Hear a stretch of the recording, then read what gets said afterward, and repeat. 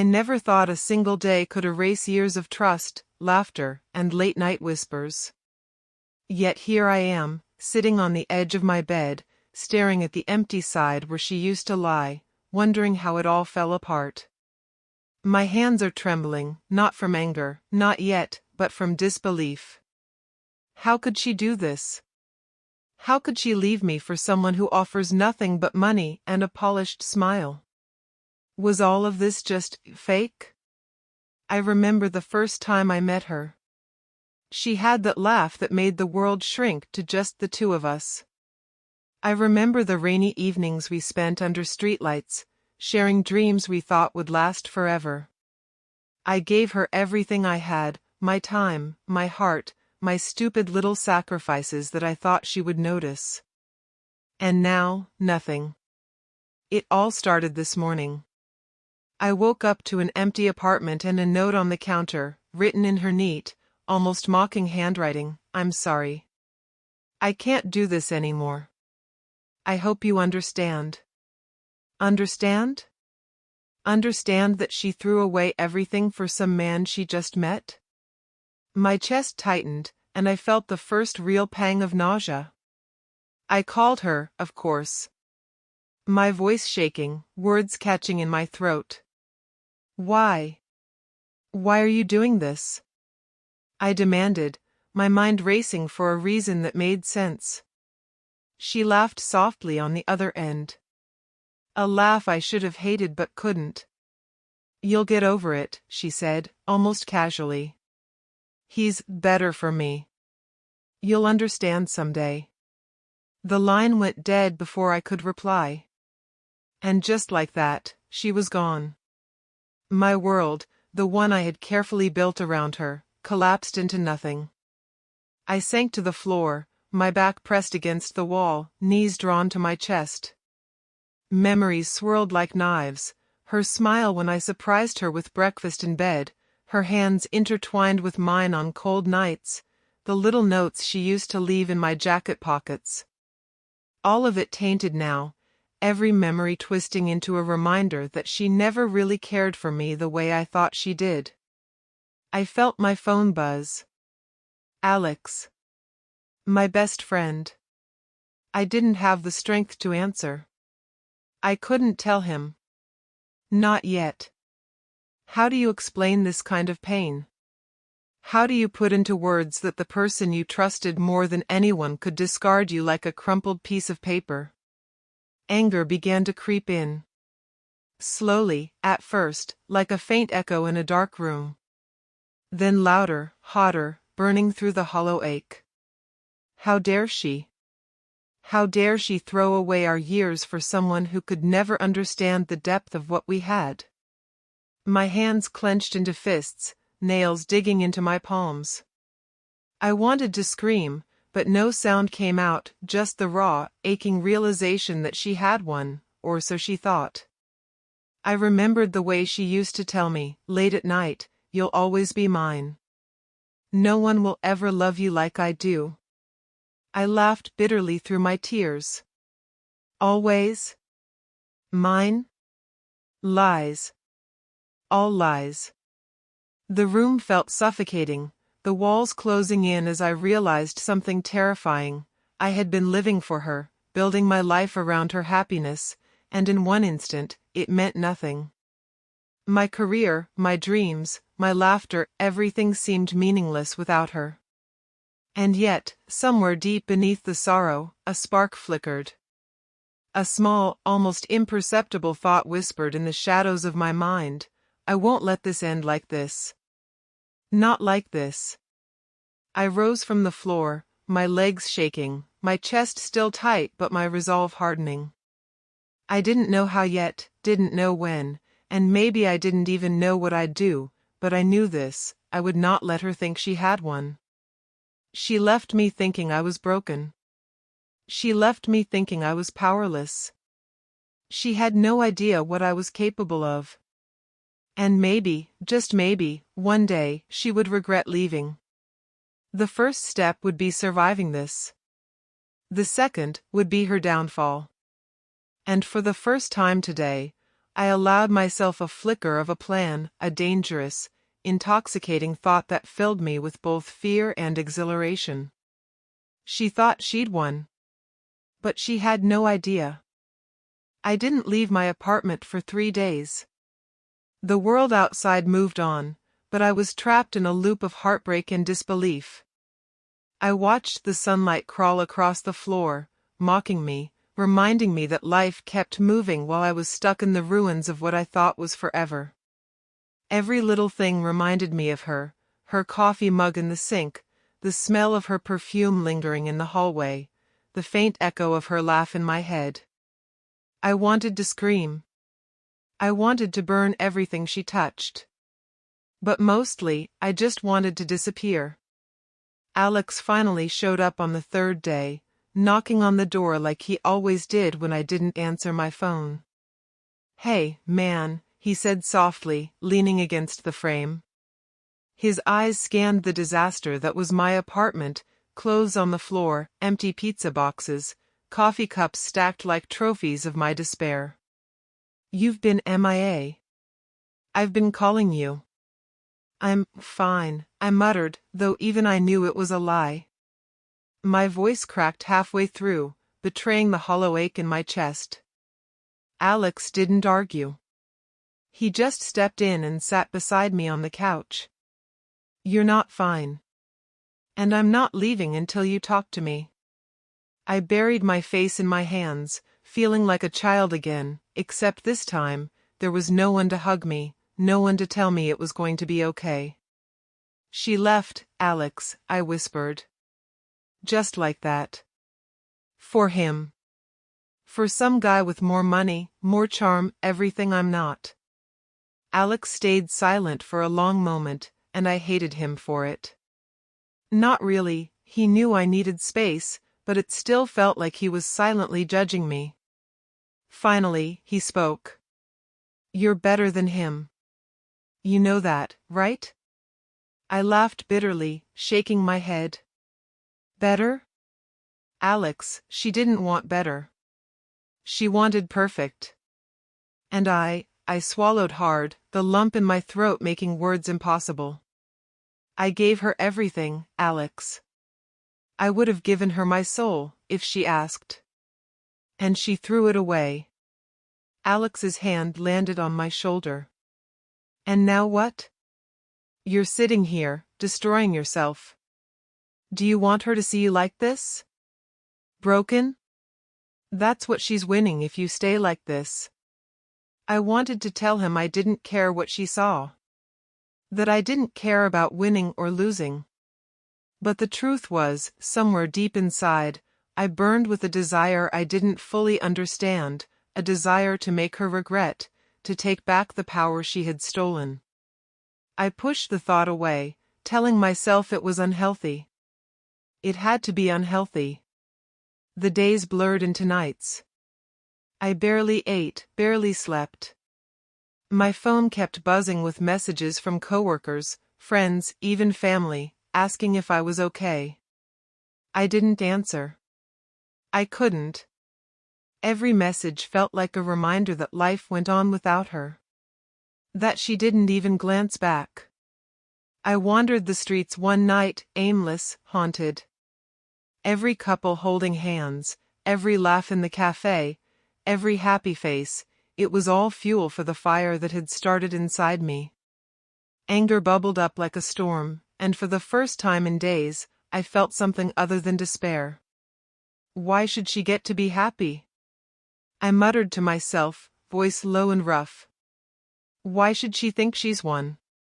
I didn't notice when Alex appeared beside me again, quiet as a shadow. "You're thinking about her too much," he said. "You're letting her control you even now." "I can't help it," I admitted, the words tasting bitter. "Every time I close my eyes, she's there.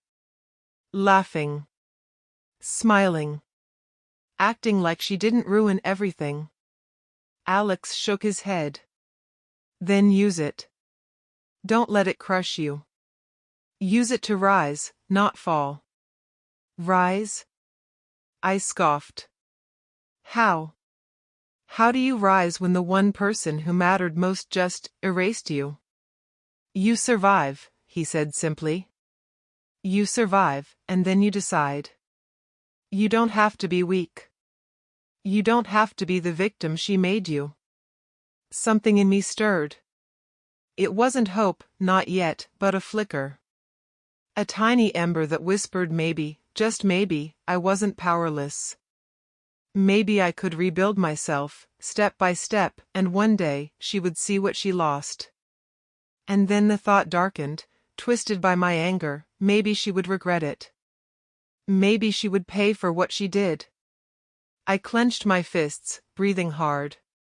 I can't stay like this, I admitted, finally. I can't just be broken forever. Alex gave me a small, approving nod. Good. Step 1, survivor. Step 2, we'll figure out later. Just promise me you won't do anything stupid yet. Wait. Plan. Be smart. I stared at the city lights reflecting off the puddles in the street, feeling hollow and furious all at once. She thought she'd left me for good. She thought she had taken my life, my happiness, my heart. But I realized something terrifying, thrilling, and intoxicating at the same time. I wasn't gone. I wasn't finished. And I wouldn't be. I never believed a single moment could change the course of my life. Until it did. It happened unexpectedly, an accident, nothing dramatic, nothing cinematic. I slipped on wet pavement, hit my head, and woke up hours later in a hospital bed, bleeding but alive. Lying there, staring at the sterile white ceiling, I realized something. I had been dead inside long before that fall. The breakup had killed a part of me, but now, staring at my own mortality, I knew I had a choice. I could stay broken, or I could rise. Alex was there again, of course, hovering by my side. You're stubborn as hell, he said, a hint of a smile on his tired face. I'm not sure if I should be mad or impressed. Lucky break, maybe, I muttered, my voice weak but my mind sharper than ever. Or, maybe it's a warning. Alex raised an eyebrow. A warning? That life's too short to let people ruin you. To let her win. The words sounded small, but inside, they rang like bells. She hadn't just left me, she had stolen years of trust, love, and hope.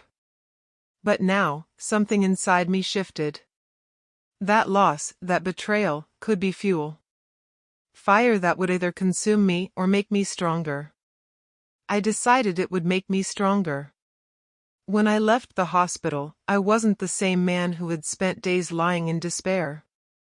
My steps were heavier, yes, but each step carried weight and purpose. I started small, running in the park, cleaning my apartment, reading books I had ignored, sharpening my mind. But it wasn't just about self-improvement. It was about preparation. I needed to be ready. Alex noticed the change. You're indifferent, he said one night as we drank cheap beer on my balcony. Angrier, maybe. Smarter, too. I don't know if I like this side of you. I laughed, a dark, low sound that made my chest ache. I like it just fine. She thought she could erase me, leave me in pieces. But I'm not going to stay a piece of anything anymore. Not for her. Not for anyone. It was more than just anger, it was clarity. I began planning, quietly at first, studying her life from a distance. I knew she was engaged, that the wedding was coming, and that she believed she had finally achieved her perfect life. She didn't know that I had eyes, ears, and patience. She didn't know that I had already started reclaiming the power she thought she stole. I learned to control my thoughts, my impulses, my emotions. Every day, I practiced calm, calculating patience. Every interaction I had, I observed, noting weaknesses, habits, and patterns. I was no longer the man who had given her everything without thought. I was becoming someone who could take everything back, or more. One evening, Alex asked me the question I had been avoiding. "What are you going to do?" I stared at the city lights, the neon reflecting in puddles on the streets below. "I don't know yet," I admitted. "But I know this, she's going to regret leaving me. Not just a little. Not quietly. She's going to wish she'd never crossed me." Alex shook his head, both amused and concerned. "You're talking like a villain now, man." "Maybe I am," I said, letting the words hang. "But villains get remembered. And she's about to be taught a lesson in memory." The world had shifted for me. The fear and despair that had once consumed me were now tools, sharpened into precision. Every heartbreak, every sleepless night, every tear had built something inside me, something dangerous and determined. I wasn't just surviving anymore. I was preparing to reclaim my life, and to make her pay for underestimating me. That night, I sat alone, pen in hand, writing down every detail I knew about her upcoming wedding, her fiancé, and her closest friends. Every small secret, every overlooked weakness, I catalogued it meticulously. The plan wasn't complete. Not yet. But it was forming. And in the quiet moments, when the world slept and the city lights flickered through my window, I allowed myself a dangerous thought: maybe revenge wouldn't just be satisfying. Maybe it would be beautiful. I had been broken, beaten down by love and betrayal. But now, I was rising. And nothing, no one, would stop me from shaping the next chapter of my life. Not her. Not fate. Not even myself. She thought she had one. She thought I was gone. She had no idea that my story had only just begun. I had always underestimated the power of observation. But now, it became my weapon. Every detail mattered: the way she laughed at a joke, the subtle glance at her phone, the way her fingers fidgeted when she was nervous. I watched from a distance, blending into the background, noting every habit, every routine, every vulnerability. Alex kept asking questions. "You're obsessed," he said one evening as we sat in my car across from a cafe where she often met friends. "Do you realize how unhealthy this is?" "I realize it's necessary," I said, my eyes fixed on her. She laughed, animated and beautiful as always, unaware I was there. "Necessary that I know everything. Every detail. Every secret. I need the full picture before I act." Alex shook his head, half amused, half worried. "You're planning something dangerous. Are you even thinking about what happens if she notices?" I smirked, but my mind was sharper than ever. "She won't. Not yet. I'm patient. Observation is power, and power doesn't rush." Every day, I reconstructed her world piece by piece. I discovered her favorite spots, the people she trusted, the friends who whispered around her. I learned about the wedding venue, the guest list, even the timing of events. She thought she was invincible, untouchable, but every secret she assumed was safe became ammunition in my mind. One night, I followed her to a small restaurant, keeping to the shadows. She met with someone I hadn't expected, her fiancé's business associate, a man who clearly had leverage over them.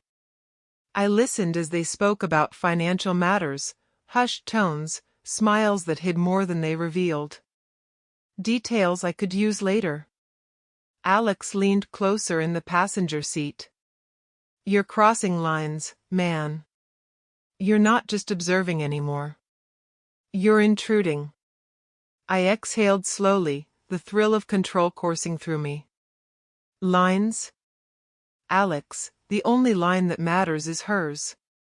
What she thinks she can hide. That line, I'm going to cross it when it matters most. Right now, I'm patient. That night, I returned home and spread everything out, notes, photographs, everything I had collected. My apartment, once a place of despair, now felt like a war room.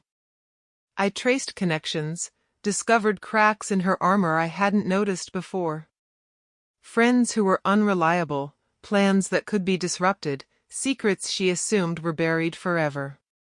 I found myself smiling, darkly, a satisfaction I hadn't felt in months. Every little piece of information was a building block for the plan that was slowly taking shape. I wasn't doing this out of hatred alone, I was doing it for me, for the part of me that refused to be powerless again. But it wasn't all calculated logic. Watching her laugh, even from a distance, brought a pang of something I couldn't name. Anger. Sadness. Regret. A hollow ache that reminded me that revenge wasn't simple. It was messy, and emotions could be dangerous if not controlled. I reminded myself of the rule, patience. Timing was everything. A misstep could ruin everything I had worked for. Every glance, every word, every detail was important. Every observation sharpened me, preparing me for the moment when all the pieces would fall into place. Weeks passed. I became a ghost in her life, unnoticed but omnipresent. I knew where she would be, who she would meet, and what she would reveal to the wrong people at the wrong time. My plan was no longer just a fantasy, it was forming, slowly but surely, and soon, I would have everything I needed. Alex didn't speak much anymore, just watched me quietly. He knew there was no turning back. Don't lose yourself in this, he warned one night. I won't, I promised, though the truth was complicated. I had already changed. My obsession had sharpened into something precise, something dangerous. I was no longer the broken man she had left behind. I was calculating, focused, and I would be ready when the moment came. And I knew, deep down, that moment was closer than she imagined. She laughed in her perfect little world, thinking she had escaped. She had no idea I was already inside it. Patient. Prepared. Waiting. I didn't find the secret the way people imagine secrets are found. There was no dramatic confession, no hidden folder labeled danger. It came quietly, almost casually, slipped into a conversation that wasn't meant for me. That's how most lives fall apart, not with a scream, but with a whisper. I was sitting in a small bar near her office, pretending to scroll through my phone while listening to two women at the next table. They were co-workers of hers. I recognized their voices instantly. One of them laughed, shaking her head. I still can't believe she pulled it off, the woman said. If her fiancé ever finds out what really happened back then. My heart stopped. What happened? The other asked, lowering her voice. You know. That thing with the contract. She didn't just leave him. She used his work, his connections, and then framed it like he failed. That's why she jumped so fast after the breakup. She had to. I felt the blood drain from my face. My fingers tightened around my glass as the pieces clicked together with terrifying clarity. That wasn't just betrayal. That was destruction. And I was the one she had stepped on to climb higher. I left the bar without finishing my drink. Back in my car, my hands shook, not from fear, but from realization. All those nights I worked late, all those ideas I shared with her, all those connections I trusted her with, she hadn't just walked away. She had taken something from me. Something valuable. Something illegal. I called Alex immediately. I found it, I said the moment he answered. Found what? He asked. The reason she left. The real one. There was a pause. Talk to me. She didn't just choose someone richer, I said, my voice low and steady. She covered something up. Something big. And I was part of it, without knowing. Alex exhaled sharply. That's dangerous territory. I know, I replied. That's why it works. That night, I didn't sleep. I went through old emails, old messages, forgotten files I had backed up years ago. At the time, they meant nothing. Now, they told a story she had worked hard to bury. Dates that didn't line up. Documents she claimed were hers but carried my original timestamps. Messages where she pushed me to hand things over just for a quick look. I remembered her smile when she said, "Trust me." I laughed out loud, the sound empty and sharp in the dark room. Trust. That had been my biggest mistake. Alex came over the next morning. He read everything in silence, his expression growing darker with every page. When he finally looked up, his voice was serious. "If you use this," he said, "you'll ruin her." I met his eyes. She ruined me first. That doesn't make this clean. I'm not trying to be clean, I said. I'm trying to be free. The secret wasn't just damaging. It was perfectly timed. Her wedding was weeks away. Her fiancé was building his reputation on honesty, success, and clean deals.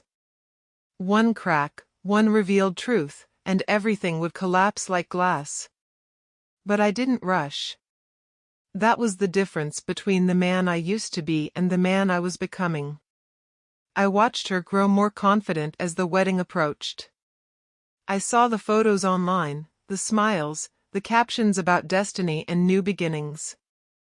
Each one made my stomach twist, but it also strengthened my resolve. She thought she was untouchable. She thought the past was dead. She was wrong. One afternoon, I ran into her by accident, or at least, that's what she thought. She looked shocked, then amused. "You look different," she said, scanning me like a stranger. "So do you," I replied calmly. She smiled. "I heard you've been doing better." "I have," I said. "Better than you think." There was a flicker in her eyes. Just for a second. Fear? Guilt? I couldn't tell. But I knew something had landed. She leaned closer. "I hope there are no hard feelings." I smiled back. None at all. That was the truth, and the lie. As she walked away, I felt it fully then. Not joy. Not hatred. Control. The kind that comes from knowing you're holding the final move while the other person keeps dancing. That night, I placed everything into a single folder. Clear. Organized. Irrefutable. I didn't plan to destroy her loudly. I planned to destroy her precisely. Alex watched me close my laptop. "Once you do this," he said quietly, "there's no going back." I nodded. I know. Outside, the city buzzed like nothing was about to change. Somewhere, she was dreaming of white dresses and perfect vows. Somewhere, she believed she had escaped her past. I lay back in my chair, breathing slowly. The secret was ready. And so was I. The wedding day arrived brighter than it had any right to be. Sunlight spilled across the city like nothing ugly had ever happened here, like people didn't lie, betray, and destroy each other for a better life. I stood in front of the venue across the street, adjusting my jacket, watching guests walk in with smiles and gifts. They looked happy. Oblivious. None of them knew what kind of truth was sitting quietly in my pocket. Alex stood beside me, arms crossed. You sure about this? He asked for the fifth time. No, I said honestly. But I'm ready. The venue was expensive, glass walls, white flowers, soft music floating through the air. Everything screamed perfection. Everything screamed her. I almost laughed. She had always loved appearances more than honesty. At the entrance, a woman with a clipboard stopped me. Invitation? I handed it over calmly. A fake name. A real seat. One of the perks of knowing the wedding planner's assistant from an old project. She glanced at the list, nodded, and waved me in. Just like that, I was inside her perfect world. My heart pounded, but my face stayed neutral. I walked slowly, blending in, listening to fragments of conversations. She's so lucky. They're such a power couple.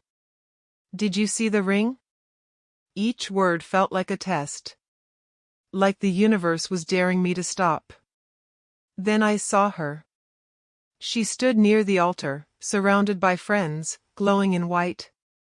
For a second, just one, I felt the old ache. The memory of loving her before I knew who she really was. My chest tightened. Alex leaned in and whispered, "You okay?" "I'm fine," I said, though my voice felt distant, like it didn't belong to me. She laughed at something someone said. The same laugh that used to feel like home. Now it felt rehearsed. Calculated. I moved closer, pretending to admire the decorations. She turned and froze when she saw me. "You," she said, her smile faltering. "What are you doing here?" "I was invited," I replied calmly. Her eyes flicked around the room. "By who?" I smiled slightly. "Does it matter?" She studied my face, searching for cracks. "This isn't funny." "I'm not joking," I said. "Relax. It's your big day. I wouldn't want to ruin it." She didn't look convinced. Her fiancé approached then, a tall man with confidence stitched into every movement. "Is there a problem?" he asked, placing a hand on her back. "No," she said quickly. "Just an old friend." He turned to me. "Good to meet you." "Likewise," I said, meeting his eyes. "You seem like an honest man." Something flickered across his face. "Pride, maybe." "I try to be," he said. She tightened her grip on his arm. As they walked away, Alex exhaled slowly. "You just rattled her." "That was the point," I said. "Not yet. Just enough." The ceremony began. I took my seat, heart racing as she walked down the aisle. People stood. Music swelled. Vows were exchanged. Every word about loyalty and trust felt heavier than the last. If only they knew, I thought. During the reception, I watched her carefully. She kept glancing in my direction, her smile stiffening every time our eyes met. She knew something was wrong. She just didn't know what. A woman at my table leaned over. "You know the bride?" "Very well," I said. She laughed. "She's amazing. Smart, driven. Built her success from nothing." I nodded slowly. "From nothing," I repeated. Alex checked his watch. "If you're going to do this." "I know," I said. Timing. The speeches started. Compliments. Applause. Champagne. Then her phone buzzed. I saw her read the message. Saw the color drain from her face. She turned, scanning the room until her eyes locked onto mine. I didn't smile. She walked toward me quickly, heels clicking sharply against the floor. "What did you do?" she hissed. Nothing yet, I said quietly. But you should sit down. People are watching. Her voice dropped. Please. Not today. That word hit harder than any insult. Please. I leaned closer. You should have said that when you used me. When you erased me. Tears filled her eyes, but she straightened her back. You don't know what you're doing. I know exactly what I'm doing, I replied. The host tapped the microphone. And now, a special announcement. I stood up. Alex looked at me, eyes wide. This was it. The moment where everything tipped. She thought she'd escaped her past. She thought today was the finish line. She was wrong. And as every eye in the room turned toward me, I realized something surprising beneath the adrenaline and fear. I wasn't shaking anymore. I was calm. Because the truth was finally ready to speak. The room was quiet. Too quiet. Even the soft clinking of glasses sounded loud against the tension that had built in the air. Every eye was on me. Every smile faded as curiosity replaced celebration. I took a slow breath, feeling the weight of years, heartbreak, and betrayal in my chest.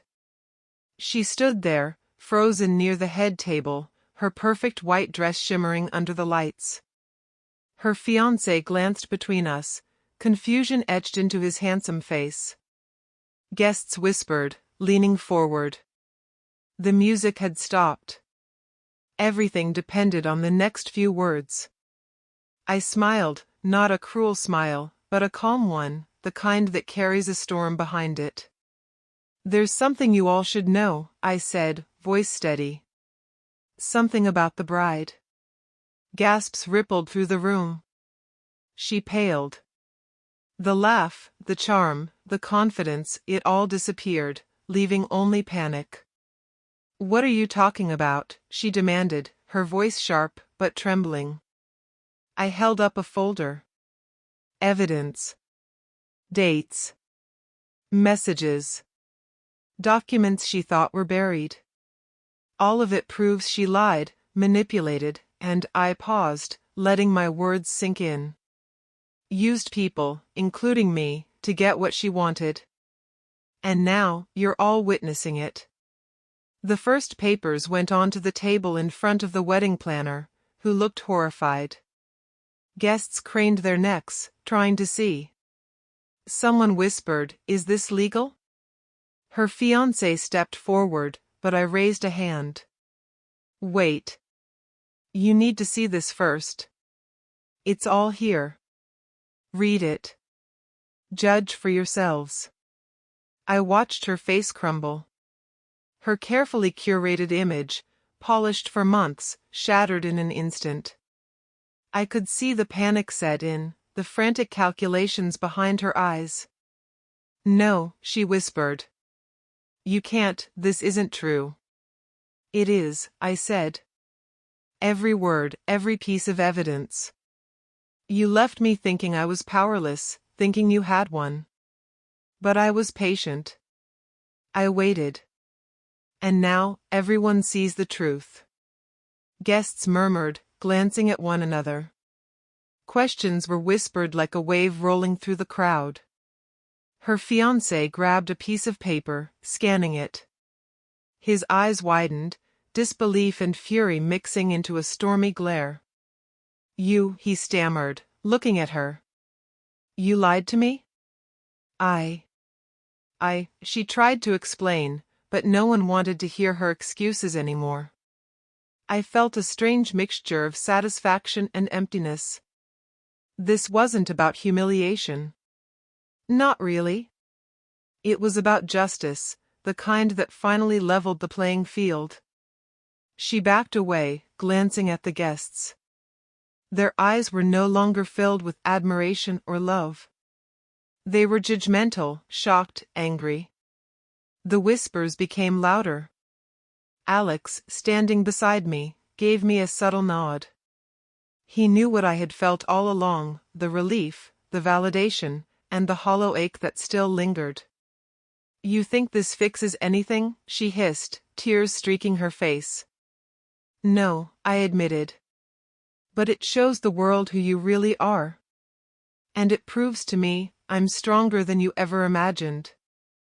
Her fiancé turned to leave, pulling her along. "We need to talk, privately," he said, voice icy. She tried to argue, but he didn't listen. She shot one last look at me, a mix of hatred, fear, and regret. That look almost made me falter, almost made me question if I had gone too far. But only for a moment. Because deep down, I knew I hadn't gone far enough for what I had endured. A friend of hers approached me hesitantly. I didn't know," she said softly, eyes wide with shock. "I know," I replied quietly. "But now you do." I gathered my things calmly, stepping away from the chaos I had orchestrated. Every whisper, every shocked gaze, every awkward glance behind her back was fuel to remind me that she had finally been stopped in her tracks. She had been the center of attention, untouchable, perfect.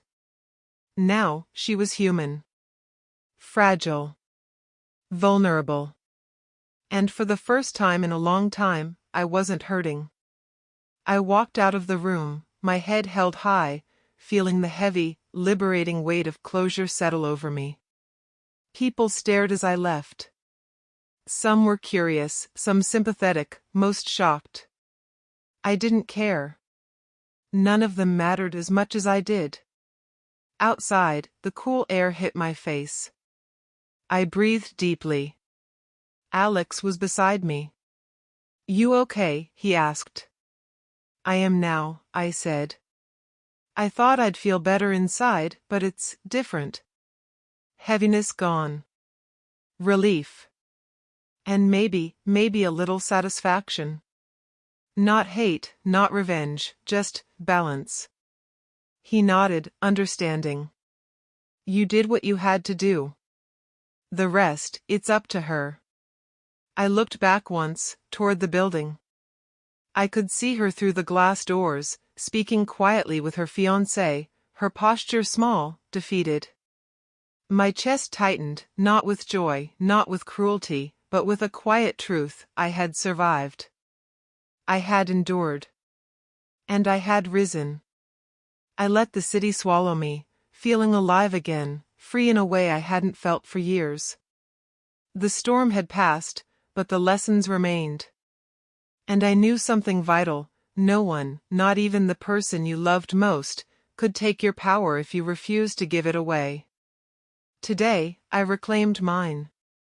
And she would remember it forever. The days after the wedding were strange.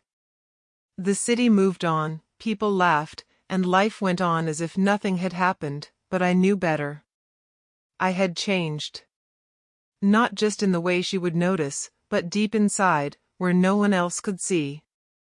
Alex met me for coffee a week later. "So," he said, smirking slightly, "how does it feel to finally win?" I shrugged, staring at the steaming cup before me. "It doesn't feel like winning," I admitted.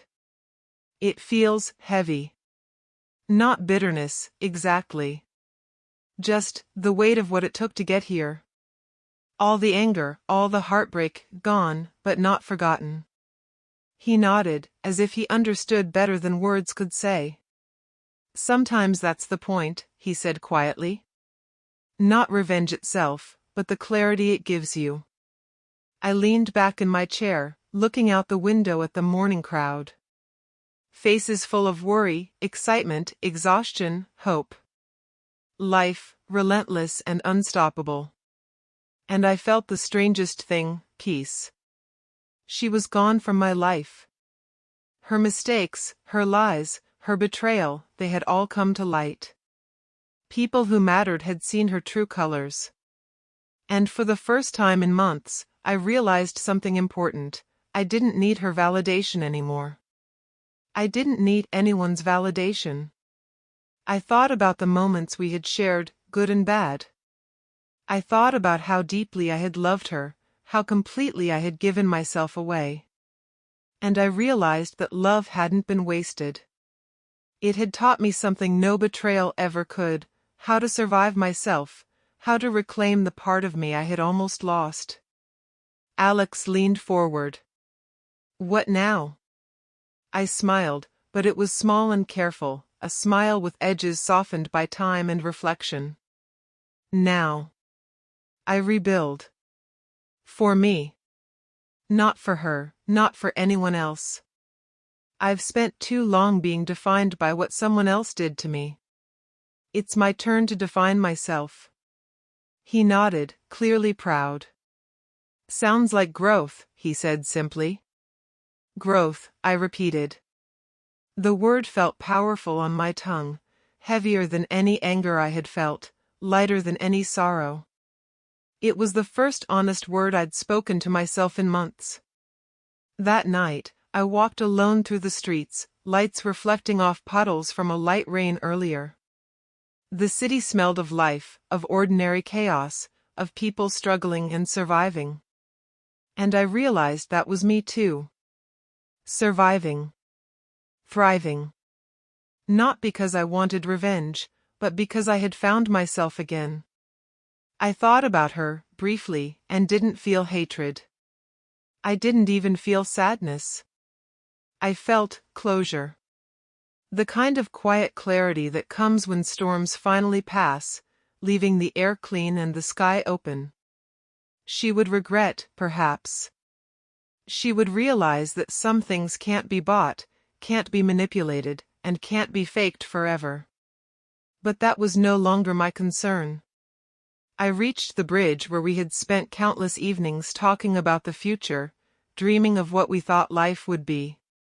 I stood there, letting the wind brush my face, thinking of all the ways I had been broken, and how I had put myself back together, piece by piece. I whispered to no one, yet it felt like the words carried weight. I'm done running. I'm done hurting. I'm ready for something real. And in that moment, I understood the truth of what Alex had been telling me all along. Revenge, exposure, and confrontation, they were only steps.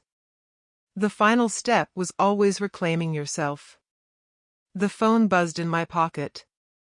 A message from work, a friend checking in, life continuing. I smiled, picking it up.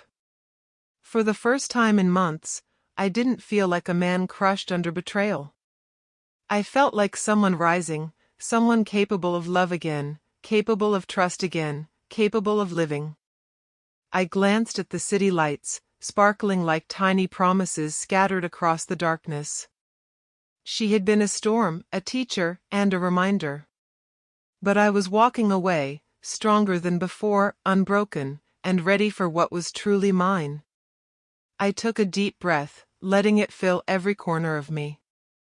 I had lost, I had suffered, I had waited. And now, I had gained something no betrayal could ever take, myself. The world was waiting, unpredictable and alive. And I was ready. For the first time in a long time, I smiled without shadows, without plans, without rage. Free. It's been months since the wedding fiasco. Months since the world witnessed her downfall, and I finally let go of the anger that had burned in me for so long. At first, it was strange to wake up without the weight of revenge pressing on my chest. I'd spent so long planning, waiting, observing, calculating, and then, suddenly, the storm had passed. I had nothing to fight for, except myself. Alex and I met for brunch one Saturday morning. He smiled, the kind of smile that carried both relief and mischief. "So, how's life without her?" I chuckled softly, stirring my coffee. "Quiet," I admitted. "But good. Peaceful. I didn't think I'd ever feel that again." "Don't tell me you miss the chaos," he teased. "I don't," I said quickly. "Not the chaos. Just the lessons. I learned a lot from all of it. About trust, about patience, about myself. He leaned back, studying me. You've changed. I can see it. Not just the exterior stuff, you're sharper, calmer, stronger. But, also, freer. You're finally living for yourself. I nodded slowly. It took losing someone I thought I couldn't live without to realize that the only person I should have depended on was me. That love, betrayal, revenge, none of it matters if you don't have your own strength. I walked through the city after brunch, taking my time, noticing details I'd ignored in the past, the warmth of sunlight on wet streets, the laughter of children playing, strangers sharing moments that were unremarkable yet beautiful. For the first time in years, I felt like I belonged in my own life, not just as a spectator in someone else's story. I even saw her once, from a distance. She looked small. Frantic, trying to rebuild herself after losing her image, her pride, and the perfect life she had built. I didn't feel triumph. I didn't feel satisfaction. I felt nothing but understanding. She had made her choices, I had made mine. I whispered to myself as I walked past, we're all just learning, the hard way. I had started focusing on things I'd neglected while obsessed with her, work, friendships, small joys. I even considered dating again, though cautiously. Not to replace what I lost, but to explore the life I had almost forgotten existed. Alex called me one evening. Ever think about how far you've come? He asked. All the time, I said. I've been broken, betrayed, and nearly destroyed. But I survived. I rebuilt. And now, I'm finally free to choose who I want to be, without anyone controlling my story. Freedom.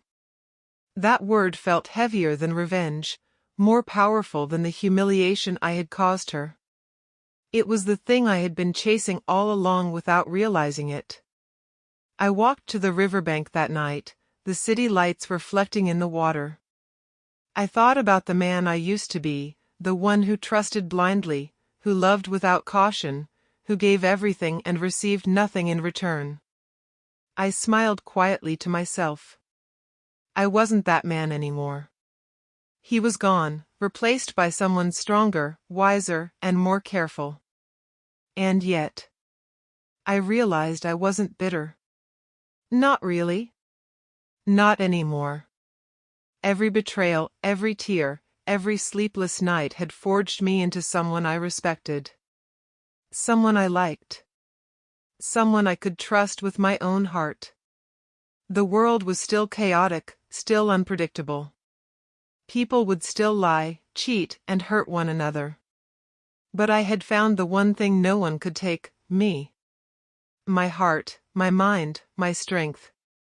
I turned away from the river and walked home, the cool night air filling my lungs.